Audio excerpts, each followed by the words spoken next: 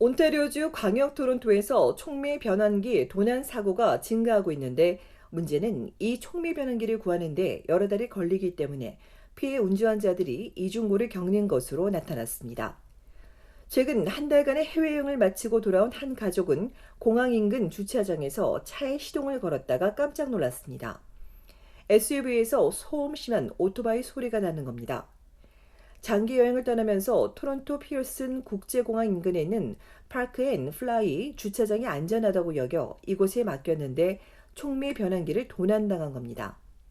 촉매 변환기는 차량 밑에 붙어 있는 배기가스 제어 장치로 차량 배기관으로 배출되는 일산화탄소를 제한하는 역할을 합니다. 이 촉매 변환기는 값비싼 플래티늄과 로듐, 팔라듐과 같은 자재로 구성되어 있어 크기에 따라 다르지만 암시장에서 수백, 수천 달러에 거래되고 있습니다. 때문에 도둑들의 표적이 되고 있습니다. 지금까진 주택 앞 드라이브웨이나 대리점에서 주로 발생했지만 이젠 공항 인근 주차장에서도 사건이 벌어지고 있습니다. 문제는 촉매 변환기를 구하기 어렵다는 데 있습니다. 앞서 이 가족도 파크앤플라이 측이 주차 비용을 환불해주고 관련 비용을 지불하는 데 동의해 일부 걱정은 덜었지만 촉매 변환기와 부품을 교체하는 데 무려 석 달을 기다려야 하다 보니 렌트차부터 추가 비용까지 불편이 이만저만이 아닙니다. 이처럼 최근 촉매 변환기 도난 사고가 늘면서 이 가족뿐 아니라 다른 피해자들도 부품 부족에 더해 렌트차 부족까지 겹쳐지면서 제대로 된 보상을 받지 못하는 실정입니다. 이에 전문가들은 차를 렌트할 때 세부 항목을 자세히 확인하고 기간 연장이 필요한 항목도 꼼꼼히 알아봐야 한다고 당부했습니다. 또한 촉매 변환기 도난을 방지하기 위해선 자동차를 차고나 불빛 아래에 주차하고 캐쉴드를 촉매 변환 장치에 부착하며 자동차 인식 고유 번호를 촉매 변환 장치에 새기고 보안 카메라를 부착하는 등의 주의를 기울여야 한다고 조언했습니다.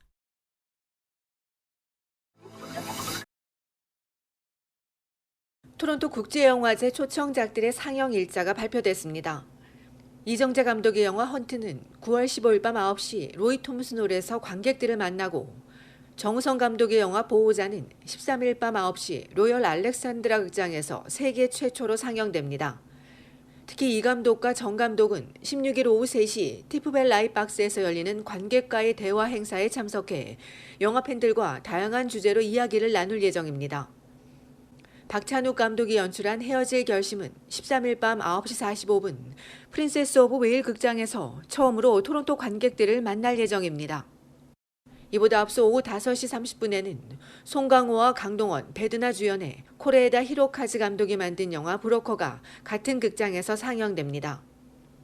또 홍상수 감독의 신작 영화 탑이 15일 오후 5시 45분 티프벨 라이 박스에서 관객들을 만납니다.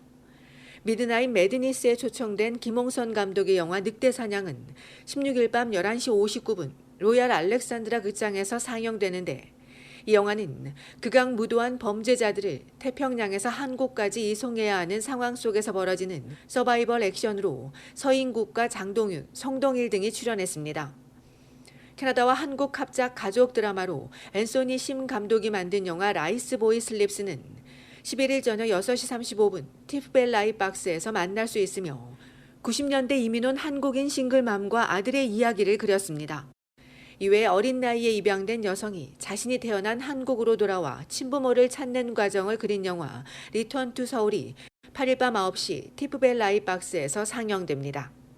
이들 영화의 자세한 상영 일자와 시간, 장소 등은 영화제 홈페이지에서 확인할 수 있습니다. 얼티비 뉴스 손희정입니다.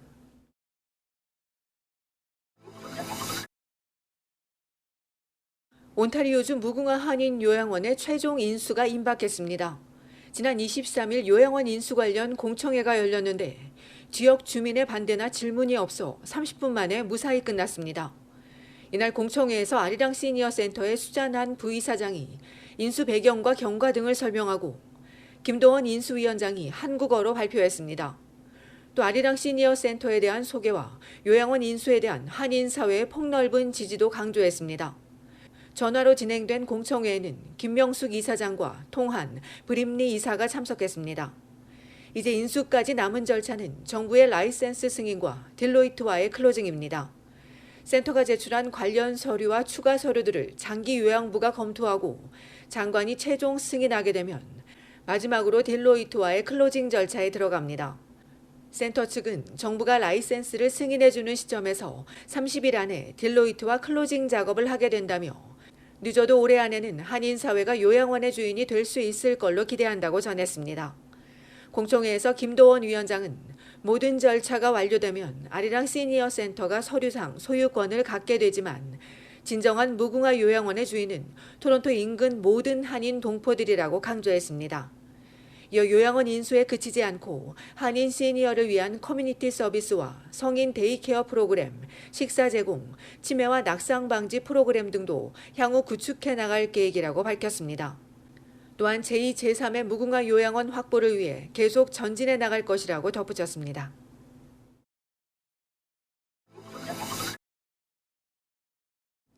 최근 전국의 대학들이 신학기 마스크 착용에 대해 새로운 규정을 발표하는 가운데 온타리오주 과학자문위원회는 초중고교의 교내 마스크 착용을 권고하지 않을 것이라고 공식 발표했습니다.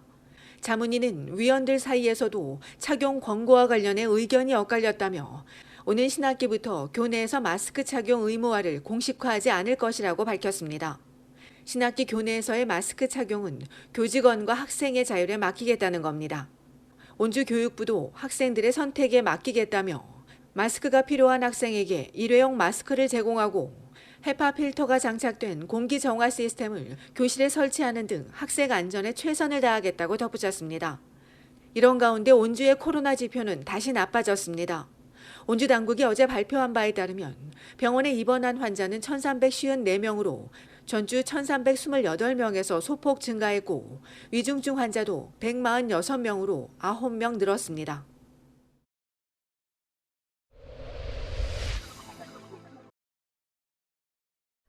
민주평통 토론토 협의회가 평화통일 강연회와 자문위원 워크숍을 진행합니다. 다음 달 3일 토론토 북서부 보이드 공원에서 열리는 워크숍에선 뿌리 뽑힌 나무의 저자 김민주 자문위원이 직접 겪은 북한의 실정과 한반도 평화의 소중함에 대해 발표하고 오후엔 자문위원과 이들의 가족이 함께 단체 게임을 즐기며 친목의 시간을 나눌 예정입니다. 김현수 회장은 코로나 이후 모처럼 대면 모임이라며 이번 워크숍을 통해 1년간의 성과를 뒤돌아보고 남은 1년의 활동 방향과 계획을 논의하는 시간이 되기를 바란다고 전했습니다. 한편 평통은 오는 10월 18일 오타와에서 미주 지역의 저명한 정치인과 언론인, 학자들을 기조연설과 토론 패널로 초청해 한반도와 인도태평양 지역을 향한 캐나다의 역할이란 주제로 한반도 평화포럼을 개최할 계획입니다.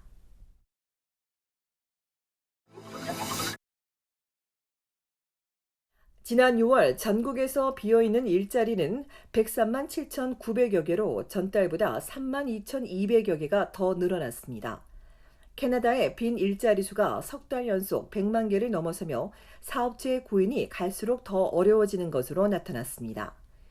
모든 업종에서 구인난이 확인되는데 특히 보건의료와 사회복지 분야의 일자리 수가 14만 9천여 개로 1년 전보다 40% 급증하면서 최악으로 치닫고 있고 숙박 및 서비스 분야는 17만 1,700여 개로 다른 분야보다 훨씬 더 구인난이 심각했으며 소매업 분야도 11만 4,400여 개가 비어있는 것으로 나타났습니다. 때문에 이 분야의 임금 인상이 예상되면서 물가 상승의 악순환을 초래할 수 있다는 지적이 나오고 있습니다.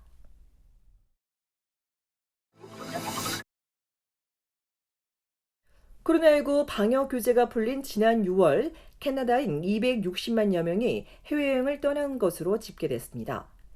1년 전과 비교해 7배 증가했지만 코로나 이전인 2019년 6월 430만여 명에 비해 여전히 60% 수준에 그쳤습니다.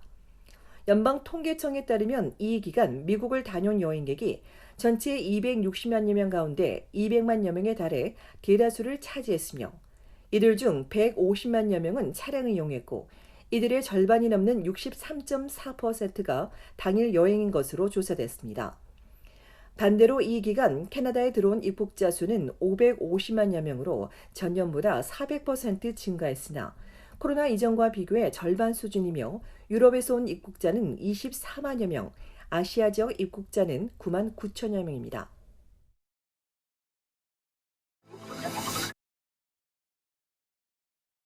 미국의 모더나가 파이자와 파트너사인 바이오엔텍이 자사의 mRNA 백신 특허를 침해했다며 소송을 제기했습니다. 모더나는 미국에서 첫 번째 코로나19 백신으로 승인받은 파이자의 mRNA 백신이 자사의 발명 기술을 불법 복제한 것으로 이를 허가 없이 계속 사용했다고 주장했습니다. 모더나는 코로나19 팬데믹 이전에 10년 동안 개척하고 또 개발에만 수십억 달러를 투자해 특허를 받은 혁신적인 mRNA 기술 플랫폼을 보호하기 위해 이번 소송을 제기했다고 밝혔습니다.